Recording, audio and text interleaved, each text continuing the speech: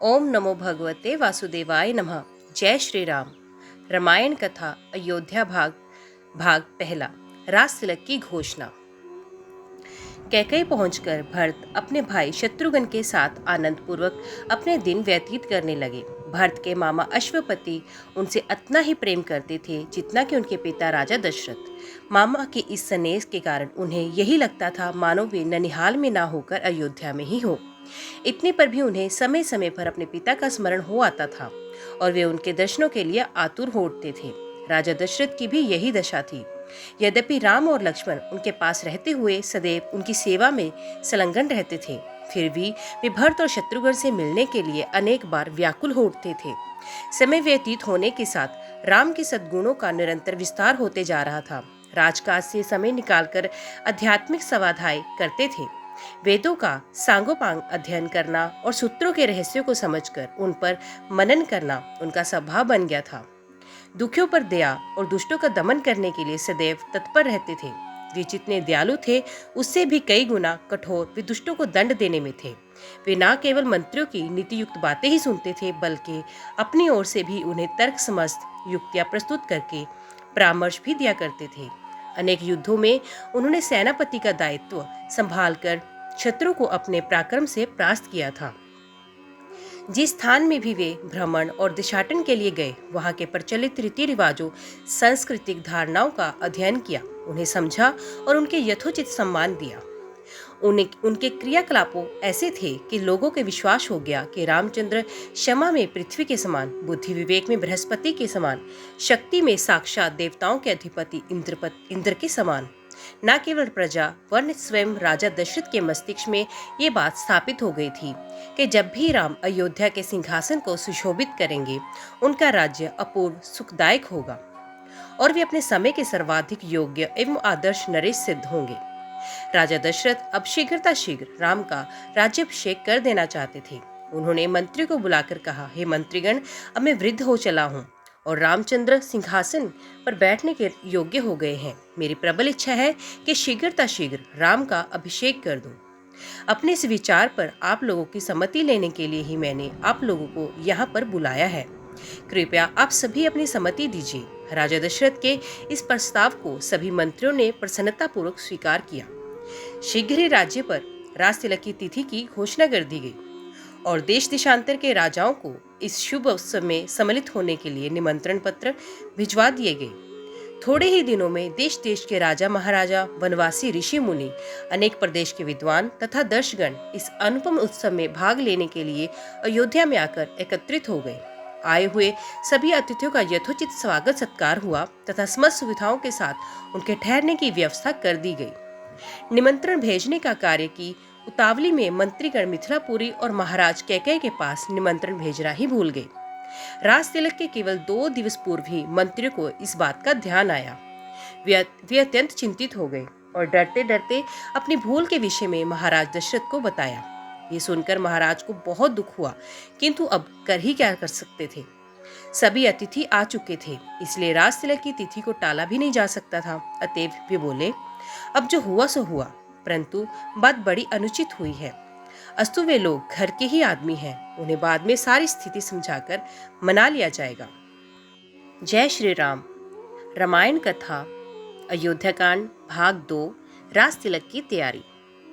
दूसरे दिन राजा दशरथ के दरबार में सभी देशों के राजा लोग उपस्थित हुए। सभी को संबोधित करते हुए राजा दशरथ ने कहा, हे नृपगण, मैं अपनी ओर अयोध्या वासियों की ओर से आप सभी का हार्दिक स्वागत करता हूँ। आपको ज्ञात ही है कि अयोध्या नगरी में अनेक पीढ़ियों से इक्ष्वाकु वंश का शासन चलता आ रहा है। इस परंपरा का निर्वाह करते हुए अब मैं अयोध्या का शासन भार अपने सभी प्रकार से योग्य, वीर, पराक्रमी, मेधावी, धर्मपरायण और नीति निपुण ज्येष्ठ पुत्र राम को सौंपना चाहता हूँ। अपने शासन काल से मैंने अपनी प्रजा को हर प्रकार से सुखी और संपन्न बनाने का प्रयास किया। अब मैं वृद्ध हो गया हूँ और इसी कारण से मैं प्रजा के कल्याण के लिए अधिक सक्रिय रूप से कार्य करने में स्वयं को असमर्थ पा रहा हूँ। मुझे विश्वास है कि राम अपने कौशल और बुद्धिमत्ता से प्रजा को मुझसे भी अधिक सुखी रख सकेगा। अपने इस विचार को कार्यान्वित करने के लिए मैंने राज्य के ब्राह्मणों, विद्वानों एवं नीतिज्ञों से अनुमति ले ली है। वे सभी मेरे इस विचार से सहमत भी हैं और उन्हें विश्वास है कि राम शत्रुओं के आक्रमणों से भी देश की रक्षा करने में सक्षम है। राम में राजतत्व के सभी गुण विद्यमान हैं। उनकी दृष्टि में राम अयोध्या का ही नहीं वरन तीनों लोगों का राज्य होने की भी योग्यता रखता है। इस राज्य के लिए आप लोगों की सम्मति भी अत्यंत महत्वपूर्ण है। अतः आप लोग इस विषय में अपनी सहमति प्रदान करें। महाराज दशरथ के इस प्रकार कहने पर वहां पर उपस्थित सभी राजाओं ने प्रसन्नता पूर्वक राम के राज तिलक के लिए अपनी सहमति दे दी। राजा दशरथ ने कहा, आप लोगों की सहमति पाकर मैं अत्यंत प्रसन्न हूँ, क्योंकि चैत्र मास जो सब मासों में श्रेष्ठ मधुमास कहलाता है चल रहा है। कल ही राम के राज तिलक के उत्सव का आयोजन किया जाएगा। मैं मुनि श्रेष्ठ वशिष्ठ जी से प्रार्थना करता हूँ कि राम के राज तिलक की तैयारी का प्रबंध करें। राजा दशरथ की प्रार्थना को स्वीकार करके राजगुरु वशिष्ठ जी ने संबंधित अधिकारियों को आज्ञा दी कि वे यथाशीघ्र स्वर्ण, रजत, उज्ज्वल माणिक्य, सुगंधित औषधियों, श्वेत सुगंधि युक्त मालाओं, लाजा, घृत, मधु, उत्तम वस्त्र आदि एकत्रित करने का प्रबंध करें। चतुरंगनी सेना को सुसज्जित रहने का भी आदेश दिया। स्वर्ण हौदों से सजे हुए हाथियों, श्वेत चवरों, सूर्य का प्रतीक अंकित ध्वजाओं और परंपरा से चले आने वाले श्वेत निर्मल छत्र, स्वर्ण निर्मित 100 घोड़े, स्वर्ण मंडित सींगों वाले सांड, सिंह की अक्षुषण त्वचा आदि का शीघ्र प्रबंध करें। सुसज्जित वेदी का निर्माण करें। इस प्रकार अन्य और जितने भी आवश्यक निर्देश थे उन्होंने संबंधित अधिकारियों को दे दिए। इसके पश्चात राजा दशरथ ने प्रधानमंत्री सुमत से राम को शीघ्र लाने के लिए कहा। महाराज की आज्ञा के अनुसार सुमत रामचंद्र जी को रथ में अपने साथ बिठाकर ले आए। अत्यंत श्रद्धा के साथ राम ने पिता को प्रणाम किया और उपस्थित जनों का यथोचित अभिवादन किया। राजा दशरथ ने राम को अपने निकट बिठाया और मुस्कुराते हुए कहा, हे राम, तुम्हारे गुणों से समस्त प्रजाजन प्रसन्न है, इसलिए मैंने निश्चय किया है कि मैं कल तुम्हारा राज तिलक कर दूंगा। इस विषय में मैंने ब्राह्मणों, मंत्रियों, विद्वानों एवं समस्त राजा महाराजों की भी सहमति प्राप्त कर ली है। इस अवसर पर मैं तुम्हें अपने अनुभव से प्राप्त कुछ सीख देना चाहता हूँ। सबसे पहली बात तो ये है कि तुम कभी विनयशीलता का त्याग मत करना।